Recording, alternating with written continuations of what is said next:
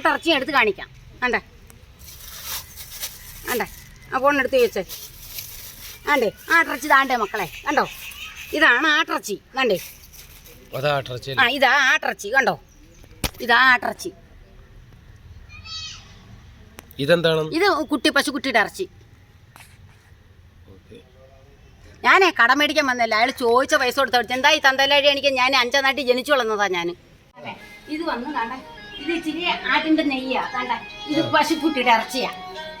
ആ കുഞ്ഞൻ പശുക്കുട്ടികളെ ഫ്രിഡ്ജിൽ വിരിച്ചു വെച്ചിരുന്നാണ്ട തണുപ്പോലും മാറിയില്ല.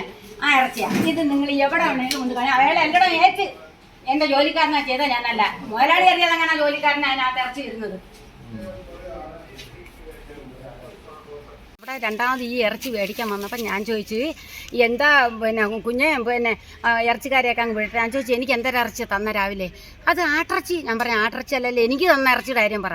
അപ്പോൾ അയാൾ ആട്ടിറച്ചി എന്ന് പറഞ്ഞു. ഞാൻ പറഞ്ഞു താണ്ടേ എന്തൊക്കെ തരം കാണിക്കരുത്, എൻ്റെ അടുക്ക പശുക്കുട്ടിയുടെ ഇറച്ചിയാണ് തന്നത്, അതിൻ്റെ ഈ മാതിരി വില കാണിച്ച ഇയാൾ ചോദിച്ച പൈസ തന്നാൽ ഞാൻ വാങ്ങിച്ചത് എന്ന് പറഞ്ഞു.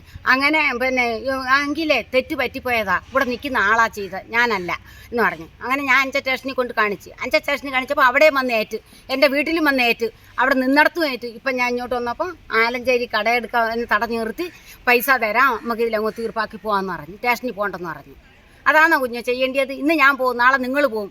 അവർ രൂപ 1000 2000 രൂപയുടെ സാധനം ഞാൻ മേടിച്ചു. അങ്ങനെ ചെയ്യാൻ കൊള്ളാമോ? ആലഞ്ചേരി സൈനുദ്ദീൻ. ആ